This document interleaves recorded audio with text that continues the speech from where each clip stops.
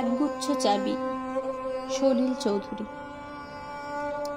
উত্তরাধিকার সূত্রে পেয়েছি শুধু একগুচ্ছ চাবি, ছোট বড়, মোটা বেটে, নানা রকমের নানা ধরনের চাবি।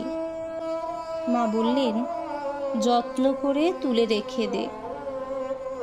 তারপর যখন বয়স বাড়ল, জীবন এবং জীবিকার সন্ধানে পথে নামতে হলো, পকেটে সম্বল শুধু সেই একগুচ্ছ চাবি, ছোট বড় মোটা বেটে, নানা রকমের নানা ধরনের চাবি।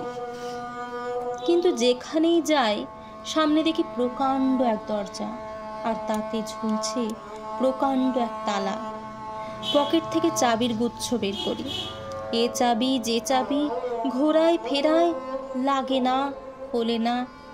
শান্ত হয়ে ঘরে ফিরি।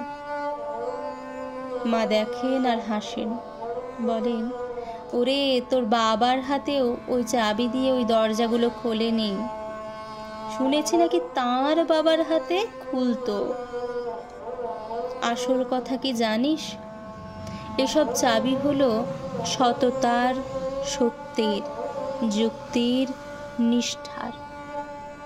আজকাল আর ওই চাবি দিয়ে সব দরজাগুলো খোলে না।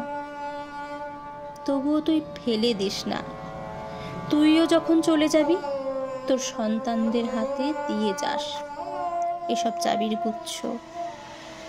হয়তো তাদের হাতে, হয়তো কেন, নিশ্চয়ই তাদের হাতে একদিন এইসব সততার, সত্যের, যুক্তির, নিষ্ঠার চাবি দিয়ে জীবনের দরজাগুলো খুলে যাবে, খুলে যাবেই।